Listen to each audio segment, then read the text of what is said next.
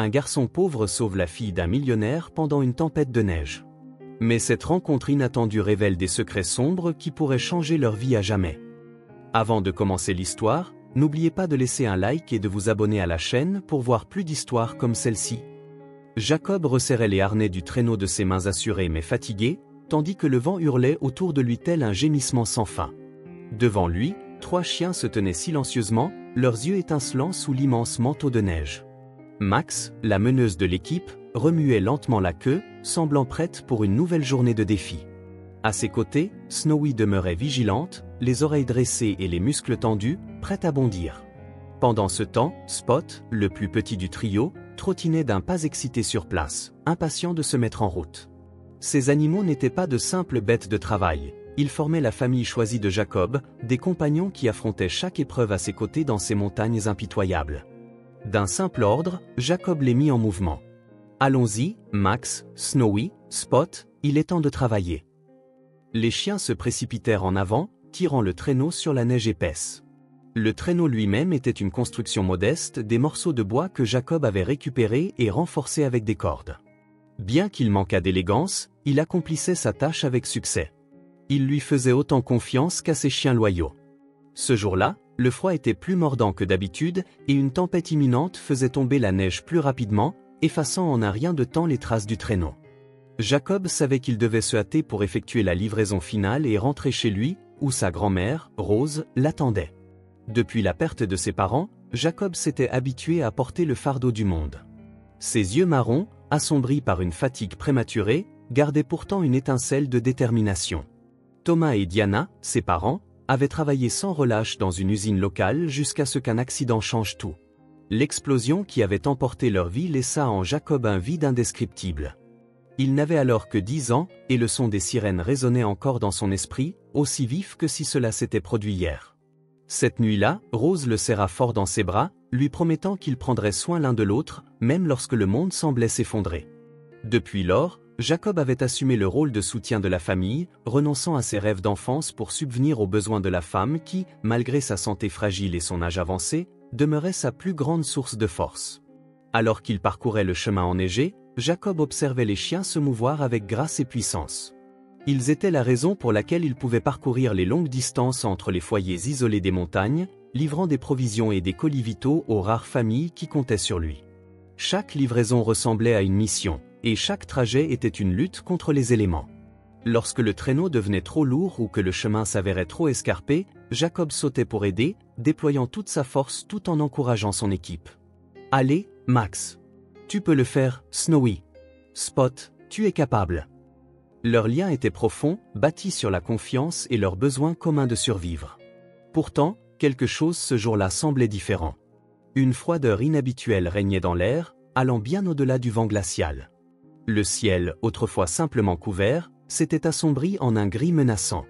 Le silence n'était rompu que par le rythme régulier des pattes martelant la neige et le traîneau glissant derrière eux.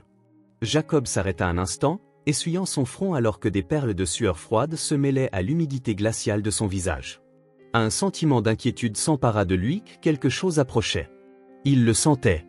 Valérie se tenait devant un miroir immaculé, ajustant le col de son manteau luxueux avec une précision méticuleuse. L'immense pièce qui l'entourait reflétait la grandeur de la demeure, mais cela ne parvenait guère à masquer le vide qu'elle ressentait constamment.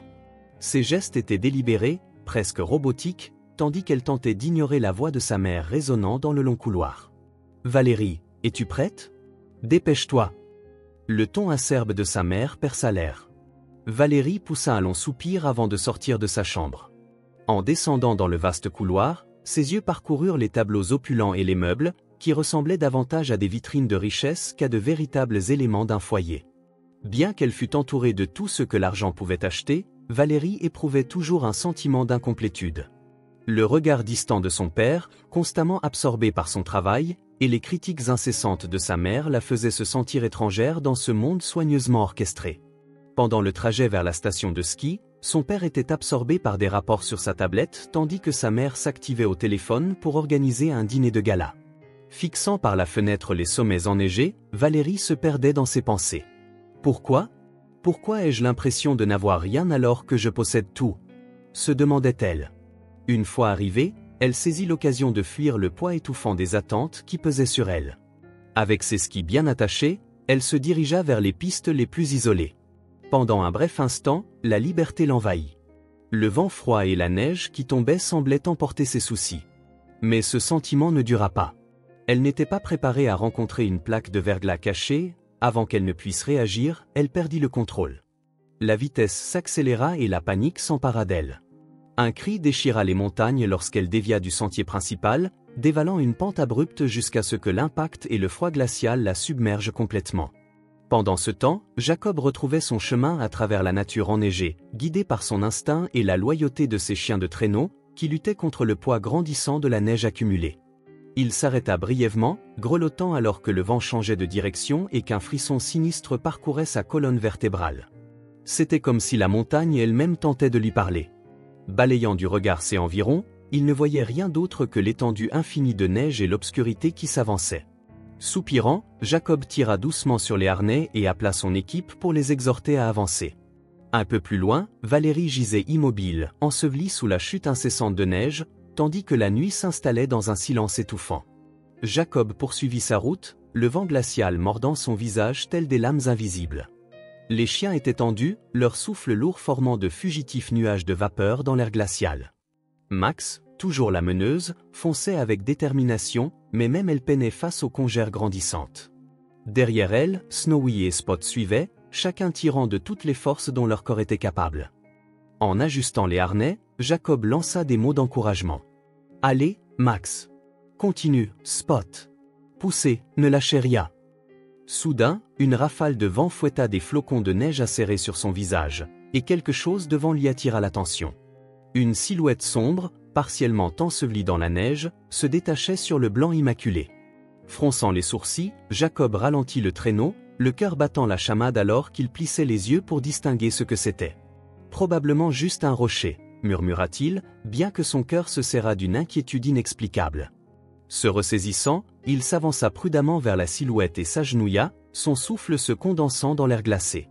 Les bottes de Jacob s'enfonçaient profondément dans la neige tandis qu'il écartait les flocons glacés de ses mains tremblantes. La voilà une femme. Son visage pâle était presque entièrement enseveli, des mèches de cheveux blonds emmêlées à des morceaux de neige durcie. Jacob avala difficilement, le cœur battant la chamade, tandis qu'il pressait ses doigts rugueux et gelés contre son cou, cherchant le moindre signe de vie. Pendant un instant, il craignit qu'il ne fût trop tard. Puis, il le sentit un pouls faible, presque imperceptible. « Elle est vivante », murmura-t-il, bien que cela défiait toute logique. Le froid avait rendu son corps si fragile qu'il semblait sur le point de succomber. Alors que le vent fouettait autour de lui, Jacob jeta un rapide coup d'œil à ses environs, conscient que le temps lui était compté.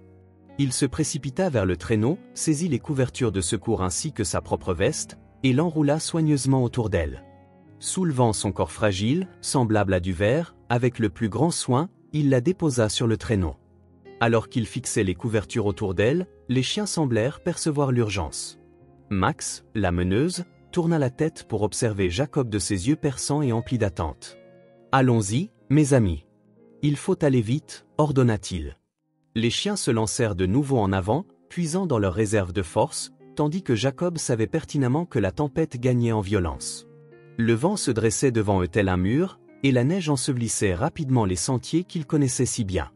Chaque mètre était une lutte, et Jacob ne pouvait s'empêcher de jeter un regard en arrière vers la silhouette immobile de la femme.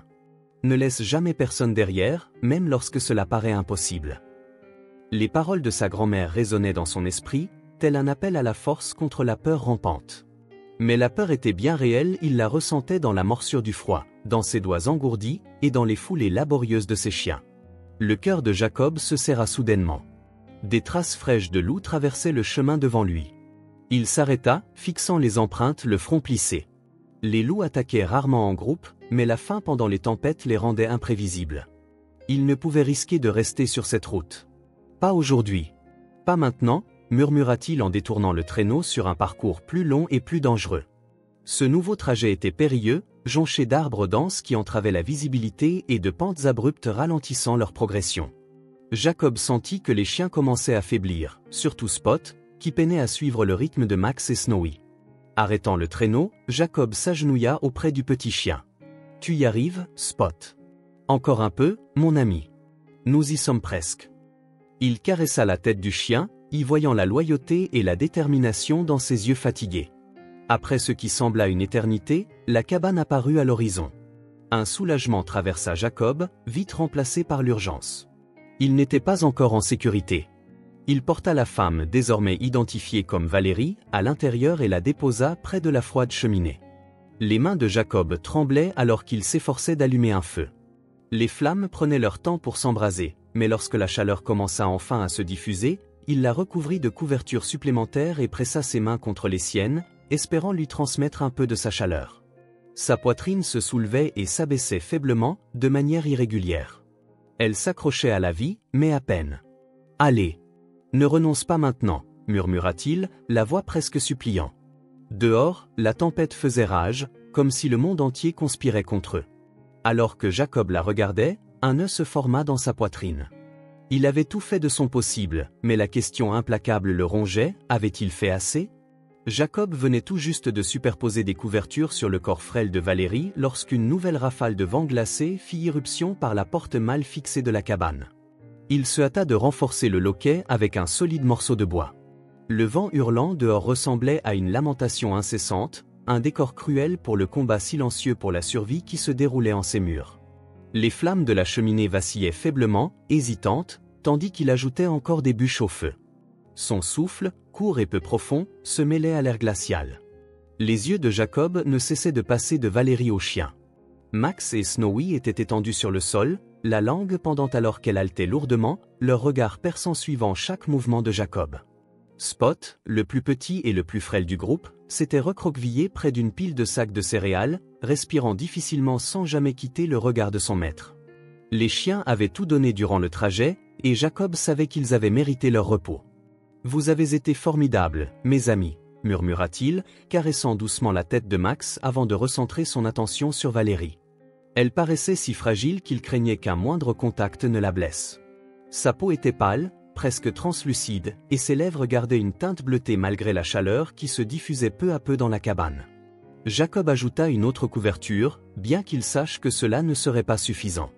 Traversant la pièce jusqu'à une étagère où sa grand-mère avait autrefois rangé des herbes séchées, il sélectionna une poignée de feuilles qu'elle avait toujours affirmé capables de réchauffer le corps. Posant une bouilloire sur le feu, il frotta soigneusement les mains de Valérie entre les siennes, tentant de lui transmettre un peu de sa chaleur. « Tu ne peux pas abandonner maintenant », murmura-t-il, plus pour lui-même que pour elle. « Pas après tout ce que nous avons traversé pour arriver ici. » Pourtant, au fond de lui, Jacob savait qu'il combattait un ennemi invisible et impitoyable, le froid qui semblait s'être enraciné en elle, comme s'il faisait désormais partie d'elle. Dehors, la tempête ne montrait aucun signe de répit. Le vent martelait les murs de la cabane tel le roulement d'un tambour de guerre. Pendant ce temps, à des kilomètres de là, dans le confort d'une somptueuse demeure, la famille de Valérie frôlait le désespoir. Sa mère arpentait le parquet ciré, le claquement aigu de ses talons résonnant dans la pièce. Ses doigts tremblants serraient un téléphone, mais chaque appel n'apportait que de mauvaises nouvelles. « Tu aurais dû mieux t'occuper d'elle », l'accusa-t-elle, la voix tremblante d'un mélange de colère et d'angoisse. « Je fais tout ce que je peux, Elisabeth », répliqua sèchement le père de Valérie, élevant la voix pour la première fois. Bien qu'il essayât de rester calme, son inquiétude se lisait profondément sur son visage. « Tu penses que j'ai voulu que cela se produise ? Que je ne sois pas inquiet ? Elle est là-bas, seule, dans cette tempête. » hurla Elisabeth, les larmes coulant sur ses joues. « Et nous sommes ici, impuissants. Tu n'as jamais pris soin d'elle comme il se doit. Toujours trop occupé, toujours distant. » Pendant que les deux se disputaient, l'équipe de secours luttait à travers la neige aveuglante. La visibilité était presque inexistante et les radios grésillaient d'avertissements. « Nous devons suspendre les recherches jusqu'à ce que la tempête se calme », annonça à contre-cœur le chef d'équipe. Elisabeth fut profondément affectée par ces mots, implorant qu'ils poursuivent les recherches. De retour dans la cabane, Jacob prépara avec soin du thé aux herbes locales et tenta de persuader Valérie de prendre quelques gorgées. Soutenant sa tête d'une main, il murmura des paroles apaisantes, désespéré de la maintenir encore en vie. Juste un peu. Quelques gouttes parvinrent à franchir ses lèvres tremblantes, et Jacob y vit une petite victoire. Soudain, Valérie murmura quelque chose, à peine plus fort qu'un chuchotement. Jacob se pencha, tentant d'en saisir le sens. « Que as-tu dit » demanda-t-il doucement. « Mais ses paroles étaient confuses, et elle retomba dans l'inconscience presque immédiatement. « Ne m'abandonne pas maintenant », supplia Jacob, la voix se brisant sous la peur. Il réajusta les couvertures autour d'elle et serra les lèvres, tentant d'ignorer le nœud qui se formait dans sa poitrine. La vue de Valérie s'évanouir à nouveau raviva en lui de douloureux souvenirs d'autres pertes. Il jeta un coup d'œil au chien, qui le regardait désormais en silence, comme s'il partageait son inquiétude. Dehors, le vent hurlait encore plus fort, et la petite cabane paraissait fragile et insignifiante face à la puissance implacable de la nature. Jacob savait que le combat n'était pas terminé. Valérie était vivante. Mais pour combien de temps? Il devait croire que la chaleur du feu, les herbes médicinales et sa détermination suffiraient. Juste au moment où Jacob venait de sécuriser la porte du chalet, il entendit le bruit du moteur d'une ambulance au loin. Il jeta un œil par la fenêtre et vit les gyrophares percer le brouillard glacé. Un sentiment de soulagement mêlé d'urgence monta en lui. L'ambulance s'arrêta près de l'entrée, et Jacob ouvrit la porte, laissant le vent glacial se précipiter à l'intérieur. Une infirmière en sortit rapidement, suivie du conducteur, tous deux emmitouflés dans de lourds manteaux. Rose, visiblement épuisée, fut aidée avec soin pour sortir du véhicule. Malgré sa faiblesse, la grand-mère de Jacob réussit à esquisser un léger sourire en le voyant. « Mon garçon » murmura-t-elle en lui tendant la main. Jacob n'eut pas le temps de répondre, il fit plutôt un geste en direction du chalet. « S'il vous plaît, dit-il d'une voix pressante, il y a une femme blessée à l'intérieur. Je l'ai trouvée dans la neige. Elle a besoin d'aide immédiatement. » L'infirmière et le conducteur échangèrent un regard sérieux, comprenant la situation. « Préparez le brancard » ordonna l'infirmière, et le conducteur se précipita vers l'arrière de l'ambulance. À l'intérieur du chalet, Valérie demeurait immobile, sa respiration était faible et ses lèvres avaient une teinte bleutée. Jacob observait, anxieux, l'arrivée de l'équipe. L'infirmière vérifia rapidement les signes vitaux de Valérie. Elle est vivante, mais dans un état critique. Nous devons la transporter immédiatement. Le conducteur revint avec le brancard et le plaça à côté de Valérie. Jacob l'aida à la soulever délicatement, frappé une fois de plus par sa fragilité. L'équipe se déplaça avec urgence mais avec précision. L'infirmière enveloppa Valérie dans une couverture thermique argentée, la fixant fermement afin de préserver sa chaleur corporelle. « Nous l'amenons à l'hôpital immédiatement » déclara-t-elle d'un ton ferme. Jacob regarda l'équipe installer Valérie dans l'ambulance. Avant leur départ, l'infirmière se tourna vers lui. « Vous lui avez sauvé la vie en l'amenant ici. Maintenant, c'est à notre tour de l'aider. » Tout se passa rapidement à l'hôpital. Dès que le personnel médical se rendit compte que Valérie était la jeune femme disparue, ils la transportèrent d'urgence aux urgences. L'infirmière de l'ambulance expliqua comment Jacob l'avait trouvée. Il ne fallut pas longtemps avant que les parents de Valérie n'arrivent. Elisabeth fit irruption dans l'hôpital, le visage strié de larmes, suivi de son mari, qui tentait de rester maître de lui-même. Lorsqu'ils virent Valérie être stabilisée sur une civière dans la salle d'observation, un mélange de soulagement et d'angoisse se lisit sur leurs traits. « Ma fille, mon bébé » s'écria Elisabeth en serrant la main de Valérie. Plus tard, alors que Valérie commençait à reprendre connaissance, une infirmière entra dans la chambre pour vérifier ses constantes. Ses yeux s'ouvrirent lentement, s'habituant à la lumière douce de la pièce. D'une voix faible et tremblante, elle demanda « Comment suis-je arrivée ici ?» L'infirmière lui sourit chaleureusement en ajustant la perfusion attachée à son bras. « Un jeune homme vous a trouvé, vous a sauvé de la neige et vous a amené ici grâce à une ambulance. » Valérie cligna des yeux, confuse, mais avant qu'elle ne puisse poser d'autres questions, un sentiment inattendu de gratitude et de curiosité envers son sauveteur l'envahit. Pendant ce temps, Jacob rangeait la petite table près de la cheminée lorsqu'il entendit un bruit à l'extérieur. Il se dirigea vers la fenêtre givrée, essuyant la glace de la paume de sa main. Ses yeux s'écarquillèrent lorsqu'il aperçut une grande voiture élégante qui s'approchait lentement du chalet. Son cœur se mit à battre la chamade. Les visiteurs étaient rares, et encore plus lorsqu'il s'agissait de personnes semblant venir d'un tout autre monde. Il ouvrit la porte avant que quelqu'un ne puisse frapper, laissant le vent glacial envahir cet espace chaleureux. Valérie apparut la première, s'appuyant sur le bras de son père, un sourire timide éclairant son visage. Sa mère la suivit hésitamment, ses pas prudents tandis que son regard parcourait le chalet avec un mélange de malaise et de curiosité. Il était évident qu'elle peinait à concilier la simplicité des lieux avec le luxe auquel elle était habituée. Jacob, encore surpris, s'avança. « Vous devez être Jacob » dit Valérie doucement, sa voix emplie de gratitude. « Entrez, s'il vous plaît, répondit-il rapidement en s'écartant. Il fait froid dehors. La famille pénétra dans le chalet, et le contraste entre leurs mondes devint frappant. Le chalet était modeste mais chaleureux, chauffé par le feu rugissant que Jacob avait attisé. Les murs étaient faits de bois patiné par le temps, et le mobilier clairsemé, bien que usé et rafistolé, possédait son propre charme. Près de la cheminée, une femme âgée était assise, enveloppée dans un châle, ses yeux curieux mais méfiants observant les visiteurs. Les yeux de Valérie parcouraient l'espace, absorbant chaque détail. Malgré sa simplicité, le chalet dégageait une chaleur qu'elle n'avait pas l'habitude de ressentir chez elle.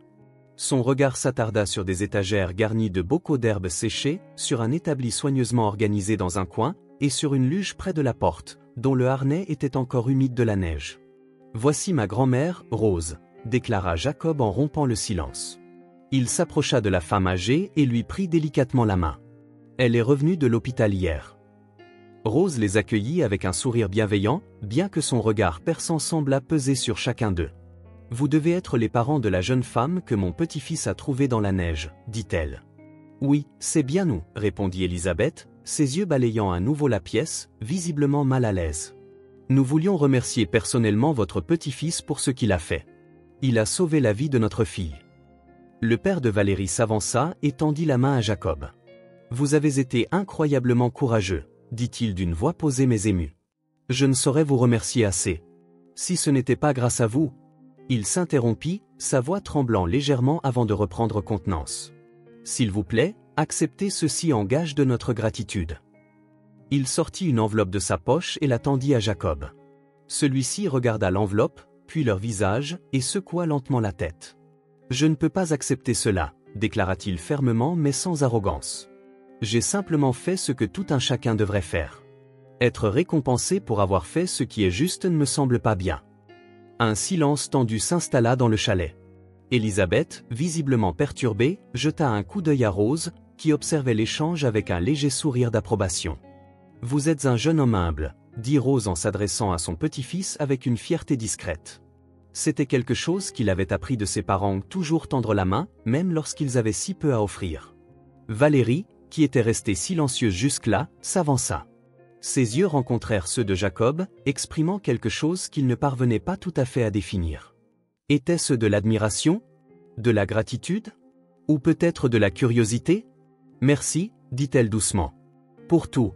Tu n'as pas abandonné sur moi, même quand ce n'était pas facile. » Jacob détourna le regard, un peu embarrassé. « J'ai simplement fait ce que je devais faire. Je suis content que tu ailles bien. » Alors que Valérie prenait conscience du contraste saisissant entre la vie humble de Jacob et l'extravagance à laquelle elle était habituée, son regard se porta sur Rose. Il y avait quelque chose de spécial dans cet endroit. Le chalet modeste dégageait une chaleur construite avec soin, amour et détermination, des qualités qu'elle réalisait manquer dans sa maison luxueuse mais froide. Les chiens, étendus près de la porte, observaient les visiteurs avec attention. Max se redressa à l'approche de Valérie. La jeune femme hésita, puis tendit la main pour caresser le chien. Max accepta, sa queue remuant doucement. « La luge, les chiens, » commença Valérie, la voix emplie de curiosité. « C'est comme ça que tu m'as sauvé, n'est-ce pas ?» Jacob lui offrit un léger sourire et acquiesça. « Ce sont mes partenaires. Je n'aurais pas pu y parvenir sans eux. » Plus tard, alors que la voiture s'éloignait, Valérie regarda par la fenêtre, observant le chalet rétrécir au loin. Il y avait quelque chose en Jacob et dans sa vie qui restait gravé en elle. Pour la première fois, elle se sentit insignifiante en présence de quelque chose d'aussi simple et pourtant si profond. De retour au chalet, la vie reprit son cours habituel pour Jacob. Il s'occupait des chiens, réparait la luge usée et tenait la maison en ordre. Pourtant, depuis la visite de Valérie, quelque chose avait changé. C'était comme si la jeune femme qui l'avait sauvé avait laissé une empreinte invisible sur son esprit. Il essayait de chasser ses pensées en se concentrant sur son travail, mais le silence des montagnes ne faisait qu'amplifier le souvenir de ce regard empli de gratitude et de curiosité. Cet après-midi-là, alors que Jacob finissait de nourrir les chiens, il entendit le crissement de pas dans la neige. Il se retourna et vit Valérie s'approcher, un camion garé au loin, le moteur en marche. Deux hommes en uniforme déchargeaient quelque chose de lourd à l'arrière. Elle fit un signe de la main, un léger sourire aux lèvres, mais ses yeux trahissaient une pointe de nervosité. Jacob fronça les sourcils, essuyant ses mains sur son pantalon usé en s'avançant vers elle. Valérie, que se passe-t-il? Salut, Jacob, répondit-elle en s'arrêtant devant lui. J'ai apporté quelque chose pour toi. Je voulais te remercier d'une manière qui ferait vraiment la différence. Jacob jeta un coup d'œil vers les hommes qui posaient une luge flambant neuve. Faite de bois renforcé avec des accents métalliques, elle était manifestement conçue pour affronter les conditions difficiles de la montagne. Il observa en silence pendant qu'il la plaçait soigneusement près du chalet. « Valérie, ce n'est pas nécessaire, » dit-il en secouant la tête tout en continuant de fixer la luge. « Je ne peux pas accepter cela. C'est trop. » Valérie s'avança et effleura doucement son bras, interrompant sa protestation. « S'il te plaît, Jacob. Tu m'as sauvé la vie. Je sais que tu ne l'as pas fait en attendant quelque chose en retour, mais c'est quelque chose qui peut t'aider. Toi et tes chiens méritaient mieux. » Jacob jeta un regard aux hommes, désormais en attente de repartir après avoir terminé la livraison. Il soupira, passant ses mains dans ses cheveux d'un geste nerveux. Il savait combien il avait besoin de cette luge. La vieille s'effritait, nécessitant d'innombrables réparations pour tenir un jour de plus. Mais accepter quelque chose d'aussi coûteux allait à l'encontre de tout ce en quoi il croyait. « Très bien, » dit enfin Jacob, sa réticence transparaissant dans sa voix. « Je vais l'accepter, mais seulement parce que cela aidera les chiens. Ils méritent ce qu'il y a de mieux. » Valérie éclata en un large sourire, manifestement soulagée qu'il n'ait pas décliné son offre. « C'est pour eux, bien sûr, mais aussi pour toi. Je veux te faciliter la tâche pour que tu puisses continuer à faire ce que tu fais, » dit-elle chaleureusement. Jacob lui adressa un hochement de tête timide, plein de gratitude, tandis que les hommes aidaient à positionner la luge près de l'endroit où il rangeait son matériel. Les chiens, curieux de découvrir cette nouvelle luge, s'approchèrent prudemment. À la tête du groupe, Max, la queue frétillante comme pour manifester son approbation. « Cette luge a été conçue sur mesure pour un terrain comme celui-ci, » expliqua Valérie, sa voix trahissant une légère hésitation. « J'ai fait de nombreuses recherches avant de la commander. Elle est plus légère mais extrêmement résistante. J'ai pensé qu'elle serait parfaite pour toi. » Jacob passa sa main sur le bois poli et les finitions renforcées, visiblement impressionné par sa qualité. « C'est bien plus que ce que j'aurais pu imaginer, » admit-il, jetant un rapide regard vers elle. « Merci, Valérie.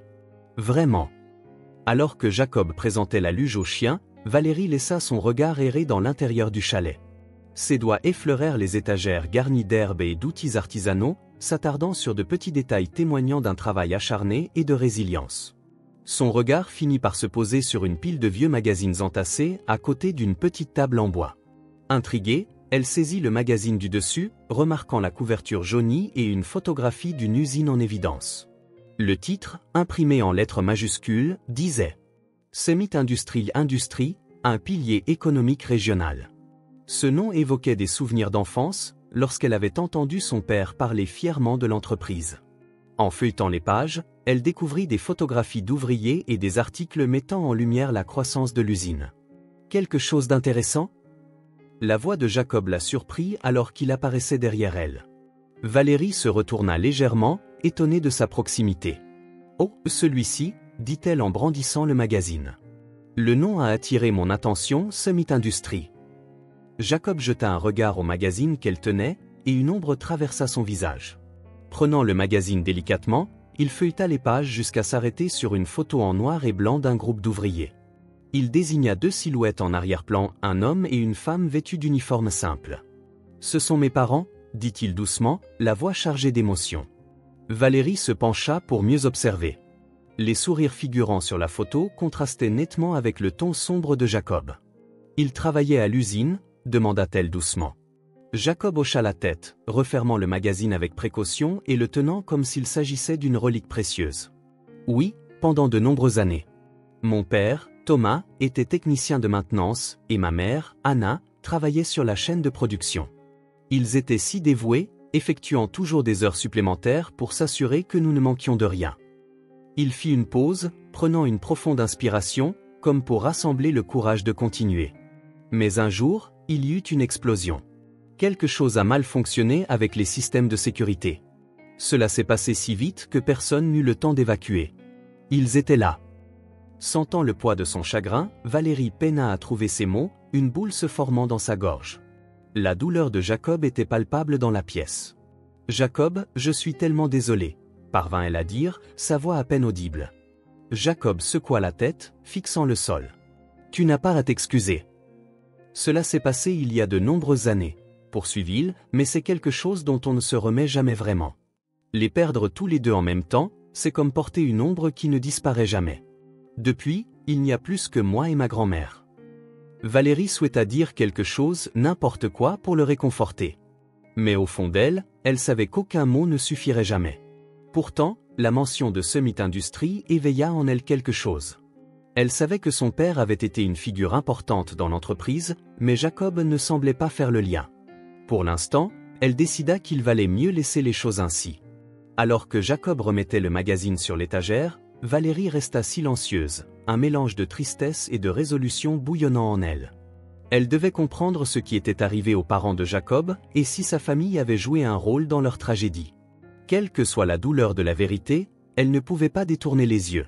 Plus tard, Valérie entra dans le bureau de son père d'un pas décidé, prête à engager une conversation qu'elle avait évitée depuis le jour où elle avait rencontré Jacob. Son père, absorbé par ses papiers, leva les yeux à l'arrivée déterminée de sa fille. « Nous devons parler, dit-elle franchement. » Il retira ses lunettes et les posa sur le bureau, fronçant légèrement les sourcils. « Bien sûr, ma chérie. De quoi veux-tu parler ? » « Summit Industries, répondit-elle d'un ton inébranlable. « Et des parents de Jacob. » Le froncement de sourcils de son père s'approfondit, la confusion assombrissant son visage. « Les parents de Jacob ? De qui parles-tu ? » « De Jacob, insista-t-elle en s'approchant du bureau. « Le garçon qui m'a sauvé. Il est le fils de 2 anciens employés de Summit Industries. Ils sont morts dans l'explosion de l'usine. » L'expression de son père changea, comme s'il peinait à se souvenir. « Il y a eu tant de tragédies à cette époque, Valérie. Je ne peux me souvenir de chaque employé.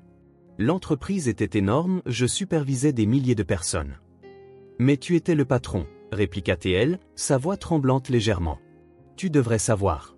Tu étais responsable d'eux. » Il soupira en se penchant en arrière sur sa chaise. « J'étais responsable des opérations, pas des systèmes de sécurité. C'était une défaillance technique, Valérie, un accident. Il n'y avait aucun moyen que je puisse l'anticiper ou le prévenir. »« Alors, tu n'as jamais cherché à savoir qui étaient les victimes ?» demanda-t-elle, la frustration perçant dans sa voix. « Bien sûr, nous avons mené l'enquête, » répliqua-t-il sur la défensive. « Les familles ont reçu une compensation, et nous avons fait ce que nous pouvions compte tenu des circonstances. » Valérie secoua la tête, l'incrédulité se lisant sur son visage. « Jacob et sa grand-mère n'ont rien reçu. Tu les as laissés à eux-mêmes, papa. Tu dis avoir fait tout ce que tu pouvais, mais ce n'est qu'une excuse pour éviter de te sentir coupable. » Son père claqua sa main sur le bureau, sa patience clairement épuisée. « Ça suffit, Valérie. Que attends-tu de moi maintenant ? Rouvrir de vieilles blessures ? Cela ne changera rien. » À cet instant, Elisabeth entra dans le bureau, attirée par la dispute animée. Ses yeux allaient tour à tour de Valérie à son mari, percevant immédiatement la tension dans l'air. « Que se passe-t-il ici ? » demanda-t-elle. « Nous débattons d'un accident survenu il y a des années, quelque chose qui ne peut être défait, » répondit son mari, exaspéré. « Ce n'était pas qu'un simple accident, » intervint Valérie en se tournant vers sa mère. « Il s'agit de la manière dont il a ignoré les conséquences.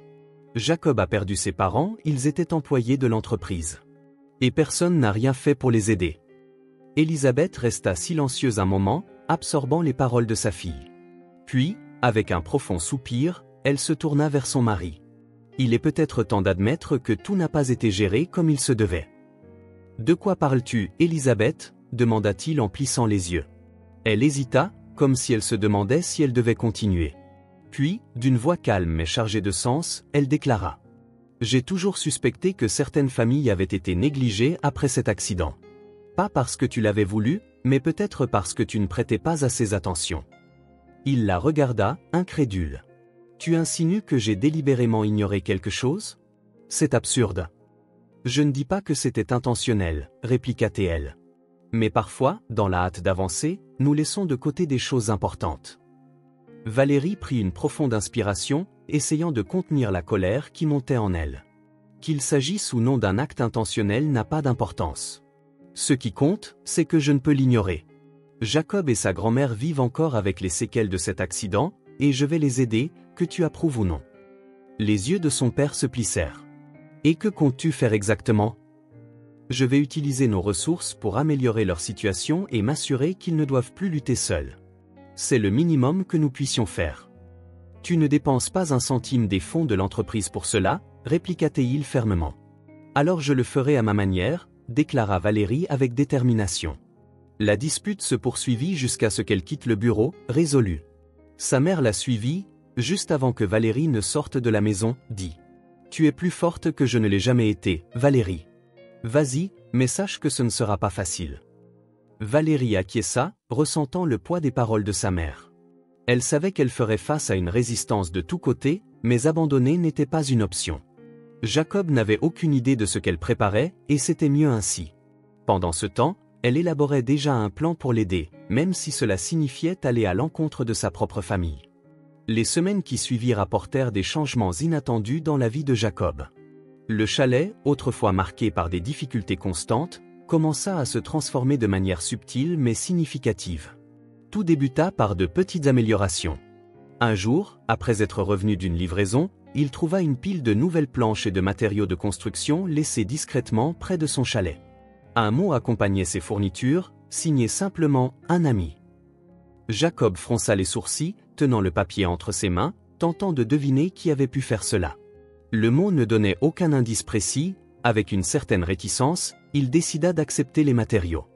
Le chalet avait désespérément besoin de réparation, et il aurait été insensé de passer à côté de l'occasion de créer un meilleur espace pour Rose et les chiens.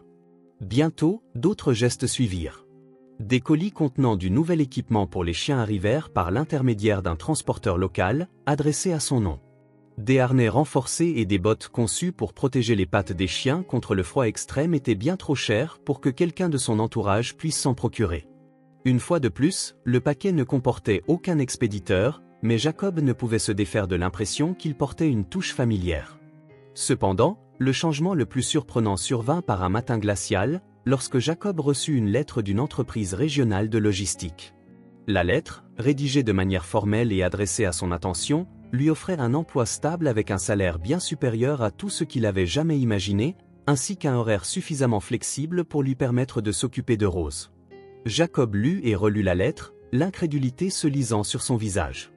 Il n'avait pas postulé à des postes récemment, et l'offre paraissait excessivement avantageuse. Malgré ses doutes persistants, il décida d'accepter le poste. Ce qui suivit dans les mois qui vinrent fut un niveau de stabilité qu'il n'avait jamais connu auparavant. Grâce à ce nouveau revenu, il put enfin se permettre de meilleurs médicaments pour Rose, qui commença à montrer des améliorations notables dans sa santé. Les chiens de traîneau, autrefois épuisés par l'utilisation constante de vieux équipements, travaillaient désormais dans des conditions plus sûres et plus efficaces.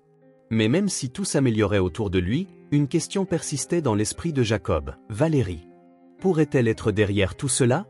La suspicion grandissait, bien qu'il ne disposât d'aucune preuve pour l'affirmer.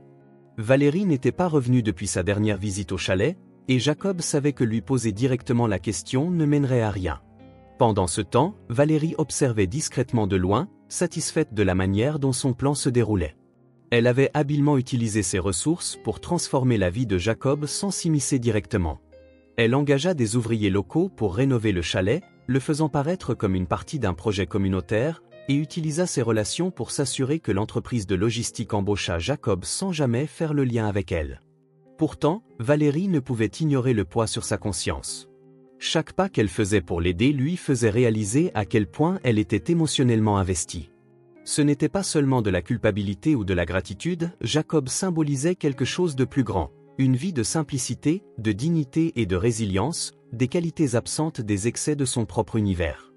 Désormais sur des bases stables, Jacob commença à penser au-delà de ses propres besoins. Inspiré par le soutien qu'il avait reçu, il se mit à aider d'autres membres de sa communauté confrontés à des difficultés similaires. Il assistait ses voisins, s'occupait de chiens de traîneau dont les propriétaires étaient dans l'incapacité de le faire, et mettait à profit ses nouvelles compétences acquises au travail pour améliorer la logistique locale. Pourtant, la question de savoir qui était derrière sa transformation ne le quitta jamais vraiment. Un soir, alors qu'il organisait des fournitures dans le chalet, Jacob remarqua quelque chose qu'il avait presque manqué, une petite marque sur l'un des nouveaux outils qu'il avait reçus.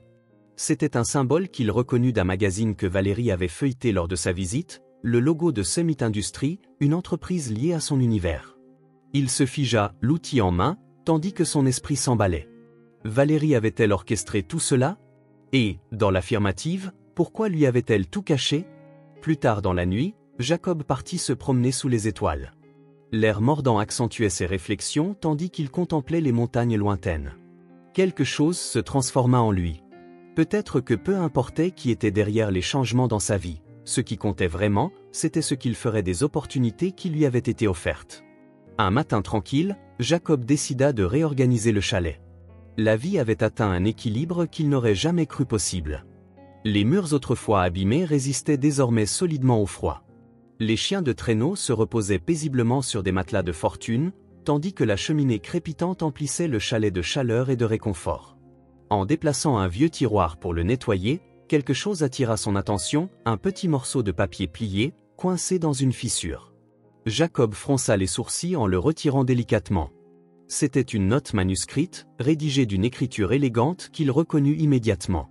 Parfois, aider quelqu'un d'autre devient la meilleure façon de se guérir soi-même. Jacob resta figé, lisant et relisant ces mots. Son cœur battait la chamade, et une vague d'émotion l'envahit. Tout commençait à prendre sens, les améliorations du chalet, l'équipement pour les chiens, le nouvel emploi, tout renvoyait à Valérie. Il ferma les yeux un instant et prit une profonde inspiration. Il ne savait pas s'il devait éprouver de la gratitude, de la surprise, ou même un soupçon de frustration qu'elle ait gardé tout cela secret. Mais par-dessus tout, il ressentait quelque chose de plus profond, quelque chose que les mots peinaient à exprimer. Un respect et une admiration profonds pour la personne que Valérie était véritablement.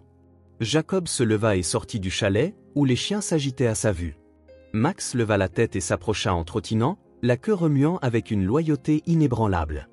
Il se pencha et caressa doucement sa tête, son regard se perdant dans les montagnes lointaines, désormais recouvertes d'une nouvelle couche de neige. « Tu savais, n'est-ce pas, Max ?» murmura-t-il avec un doux sourire, comme si le chien avait perçu quelque chose qu'il commençait à peine à comprendre. Les mots de Valérie résonnaient dans son esprit. Aider quelqu'un d'autre est la meilleure façon de se guérir soi-même. Il contempla la transformation profonde de sa vie depuis le jour où il l'avait découverte, luttant dans la neige. Ce choix de ne pas l'abandonner avait déclenché une série d'événements qui n'avaient pas seulement remodelé sa réalité, mais avaient aussi transformé sa vision du monde. En regardant les montagnes, Jacob ressentit une sérénité qu'il n'avait pas connue depuis des années. Il savait qu'il ne serait plus jamais le même, non seulement parce que sa vie s'était améliorée, mais parce qu'il avait appris que même les plus simples actes de bonté pouvaient déclencher des changements profonds et inattendus. Tandis que les chiens se rassemblaient autour de lui, Jacob passa la main sur chacun d'eux, murmurant des mots d'affection. Il comprit que le chemin qui avait commencé lors de cette tempête de neige n'était pas terminé.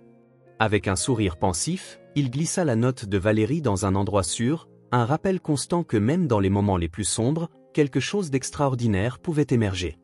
Ce jour-là, en regardant l'horizon, Jacob ne voyait pas seulement des montagnes enneigées, il voyait la promesse de nouveaux départs. Tout cela rendu possible par le courage d'aider et la générosité de quelqu'un qui avait saisi la véritable essence de la compassion. Si ce film touche votre cœur, laissez votre empreinte en likant, et n'oubliez pas de vous abonner à notre chaîne pour explorer avec nous d'autres histoires pleines de sens. Partagez vos sentiments et racontez-nous vos propres histoires. Chaque mot que vous partagez est une brique qui contribue à créer notre communauté forte et durable. Ensemble, nous créerons un espace chaleureux où chacun pourra partager et se connecter. Enfin, ne manquez pas les histoires incroyables qui vous parviendront bientôt. Nous sommes toujours là pour vous offrir les meilleures sélections, pleines de valeurs profondes tout en étant divertissantes. À bientôt!